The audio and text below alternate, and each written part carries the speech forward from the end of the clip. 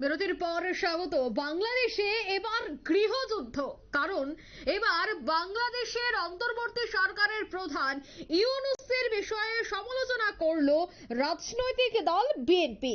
খাদে পড়তে হবে ইউনূসকে, সাবধান করলো বিএনপি। বাংলাদেশের মাটিতে নতুন রাজনৈতিক সমীকরণ, বিস্তারিত জানবো। টেলিফোন লাইনে যুক্ত হয়ে গেছে প্রতিনিধি শতাব্দী দেবনাথ। শতাব্দী, আমরা দেখেছিলাম বিএনপি এবং ইউনূসের মধ্যে হাসিনার পদত্যাগের পর বা হাসিনার পতনের পর তাদের মধ্যে একটা মিলিঝুলি সম্পর্ক, কিন্তু হঠাৎই ইউনূসকে সরাসরি সমালোচনা করলো বিএনপি। তবে কি মনে হয়, বাংলাদেশে আবারও কি ঘুরে দাঁড়াতে চাইছে বিএনপি এবং নয়া একটা সমীকরণ তৈরি হচ্ছে রাজনীতির? দেখো, এই মুহূর্তে আমি বলতে পারি যে দেরিতে হলেও তাদের ঘুম ভেঙেছে, বা তোমার এটা চাপে পড়ে হোক কিংবা অন্য কোনো কারণে, সেটা কার্যত তারা দেরিতে হলেও যে তাদের বুদ্ধিটা তারা খাটিয়েছে সেই নিয়ে তাদেরকে প্রশংসা করতেই হয়। এবং দেখো, বাংলাদেশে তারা বলছেন যে বাংলাদেশের মুক্তিযুদ্ধের ইতিহাসকে অবহেলা করার চেষ্টা চলছে। যখন তাদেরই বিএনপির যারা প্রাক্তন রয়েছেন বা প্রাক্তন নেতাকর্মীরা, তাদের মুখ থেকে যখন শোনা গেছে যে মুক্তিযুদ্ধের ইতিহাস তারা সরিয়ে ফেলবেন, একই সঙ্গে যেখানে তোমার বাংলাদেশের তত্ত্বাবধায়ক সরকারেরও একটা যোগসাজশ ছিল বা তাদের একটা তোমার মেলবন্ধনই, তারা কার্যত এই সিদ্ধান্ত নিয়েছেন যে মুক্তিযুদ্ধের ইতিহাসের যা অবদান সেটাকে কার্যত সরিয়ে ফেলবেন। এবার তোমার সেক্ষেত্রে তারা বলছেন যে সেটা কার্যত কোনোভাবেই ঠিক নয়, এবং এই ইতিহাসকে অস্বীকার করলে খাদে পড়তে হবে। এইভাবে মোহাম্মদ ইউনূসের অন্তর্বর্তী সরকারকে ভেবেছেন বিএনপির মহাসচিব মির্জা ফখরুল ইসলাম আলমগীর। এবং সাধারণ নির্বাচন নিয়ে, যেহেতু বাংলাদেশের নির্বাচন রয়েছে, এবং সেই নির্বাচন নিয়ে ইউনূসের সরকারের বিরুদ্ধে এবার অসন্তোষ বাড়ছে খালেদা জিয়ার দলের। আর এবার মুক্তিযুদ্ধ নিয়েই সুর চড়িয়েছেন বিএনপির মহাসচিব। এবং তোমার শহীদ বুদ্ধিজীবী দিবস স্মরণে শুক্রবার রাজধানীর ঢাকায় ইঞ্জিনিয়ার্স ইনস্টিটিউশন মিলনায়তনে বিএনপির উদ্যোগে একটি আলোচনা সভার আয়োজন করা হয়েছে। এবং সেখানেই দেখা গেছে মির্জা ফখরুল ইসলাম আলমগীর বর্তমান সময়কে কঠিন আখ্যা দিয়ে তারা বলছেন যে এই ক্ষেত্রে দ্রুত পদক্ষেপ নেওয়া উচিত। এবং তার নিশানা বা তাদের যে একটা নিশানা ছিল ইউনূস সরকারের দিকে, সেটার বলার অপেক্ষা রাখে নাই, তাদের এই কথাতেই স্পষ্ট হয়েছে। এবং এদিন বিএনপির বর্ষিয়ান নেতা তিনি জানিয়েছেন যে মুক্তিযুদ্ধের ইতিহাসকে অবহেলা করার চেষ্টা চলছে, আর এই সময়টা হচ্ছে সব থেকে বড় চ্যালেঞ্জ বা সব থেকে কঠিন সময়। এবং তিনি এও ইউনূসকে বলেছেন যে আপনার একটা পদক্ষেপ যদি ভুল হয় তাহলে আপনি পেছনে পড়ে যাবেন, হয়তোবা আপনি খাদেও পড়তে পারেন। যদি সঠিকভাবে পা ফেলতে পারেন তাহলে আপনি সামনে এগিয়ে যাবেন, এবং প্রতিটা মুহূর্ত সতর্কতার সঙ্গে আপনাকে এগোতে হবে। এবং আমাদের মেপে কথা বলাটাও দরকার। আমরা এমন কোনো কথা বলবো না যাতে করে আমাদের এই যে বিজয় বা এই যে অর্জন, সেটা যেন কোনোভাবে ক্ষুণ্ণ না হয়।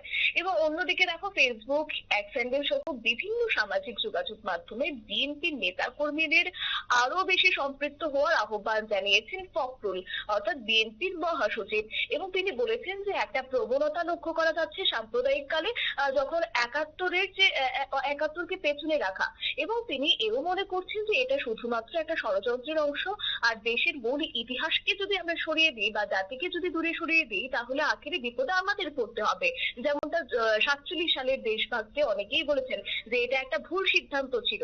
আবার কেউ বলছেন যে একটা জিনিস লক্ষ্য করছি যে 71 সালকে পেছনে রাখা, আমরা মনে করি যে এটা ইতিহাসকে বা ইতিহাস বিকৃত করার একটা চেষ্টা। আর এটার কোনো প্রমাণ নেই আমাদের কাছে, তাই আমাদের অত্যন্ত সতর্ক হয়ে চলতে হবে এবং সজাগ দৃষ্টি আমাদেরকে রাখতে হবে। এবং আরো একটি বিষয় সেখানে উল্লেখ করতে হয় যে গত 15 বছর ধরে ইতিহাসকে বিকৃত করার অভিযোগ তিনি করেছেন। ফখরুল বলেছেন যে 2024-এর গণ অভ্যুত্থানের মধ্য দিয়েই তারা নতুন বাংলাদেশের স্বপ্ন দেখেছেন। 14ই ডিসেম্বর বুদ্ধিজীবী আমার অনুরোধ থাকবে, এই দিবসগুলো আপনারা অবহেলা করবেন না, জানার চেষ্টা করবেন। এবং গণতন্ত্র রক্ষা নিয়েও তিনি এদিন সরব হয়েছেন, এবং তিনি বলেছেন যে এটা একটা সংস্কৃতি। আমি আপনি কিভাবে কথা বলবো, বা আমার প্রতিবেশী বা আমি আমার প্রতিবেশীর সঙ্গে কিভাবে কথা বলবো, আমার রাজনীতির প্রতিপক্ষের সঙ্গে কিভাবে কথা বলবো, সেই বিষয়গুলি আমাদের গণতন্ত্রের ভিতর দিয়ে শিখতে হবে। যেখানে একটা সময় তারা নিজেরাই বলছেন যে সংবিধান থেকে তারা প্রজাতন্ত্র কথাটি উল্লেখ তারা সরিয়ে দেবে, সেই জায়গা থেকে এবার তারা নিজেরাই এবার হাঁটতে চাইছেন গণতন্ত্রের পথে। এবং দেরিতে হলেও স্বাভাবিকভাবে তাদের বুদ্ধিমত্তা হয়তো বা তারা কাজে লাগিয়েছেন। এবং গণতন্ত্র মানেই এই নয় যে আওয়ামী লীগ করলে তারা গলা কেটে ফেলো আর বিএনপি করলে তার মুন্ডচ্ছেদ করো, এমনটা নয়। তাহলে সেটা কিন্তু গণতন্ত্র নয়। রাজনৈতিক দলগুলিকে প্রতিপক্ষ না বানাতে অন্তর্বর্তী সরকারের প্রতি সতর্কতাও দিয়েছেন এই তোমার মির্জা ফখরুল। এবং তিনি এও বলেছেন যে একজন উপদেষ্টা যখন এই কথা বলেন যে রাজনৈতিক দলগুলি অন্তর্বর্তী সরকারের ব্যর্থ করার জন্য কাজ করছে, এটা অত্যন্ত গুরুতর অভিযোগ।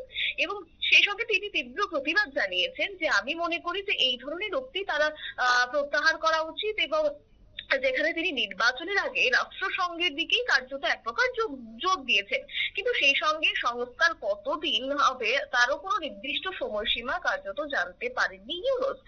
আর এখানেই প্রবল আপত্তি হচ্ছে বিএনপির, বিশেষ করে আওয়ামী লীগ ক্ষমতাচ্যুত হওয়ার পর থেকেই বাংলাদেশের রাজনৈতিক ময়দানে এক প্রকার দাপিয়ে বেড়ানোর কথাই ছিল বিএনপির, আর সাম্প্রতিককালে সেটাই কার্যত দেখা গেছে। এবং অন্যদিকে কিন্তু দেখো মুচকি হাসিয়ে এক প্রকার হেসে ফেলেছেন বেগম খালেদা জিয়া এবং তার ছেলে তারেক রহমান। তবে যাই হোক, আপাতত লাভের গুড় কিন্তু খেয়েছে অন্যদিকে জামাত এবং হেফাজতে ইসলাম, কারণ তারা এক প্রকার সরু চাল চলে গেছেন এবং ইসলামের মতো মৌলবাদী সংগঠনগুলো এমনটাই মনে করছেন বিশেষজ্ঞ মহল। এবং অন্যদিকে প্রধান উপদেষ্টা ইউনূসের অন্তর্বর্তী সরকার, তাদের প্রভাব অত্যন্ত বেশি, যার ফলে রীতিমতো এক প্রকার ডাকানি চোবানি এই মুহূর্তে খেতে হবে বিএনপি বা হালে জল পাচ্ছেন না বিএনপি, যার কারণে তারা রীতিমতো উল্টো চাল হেঁটেছেন।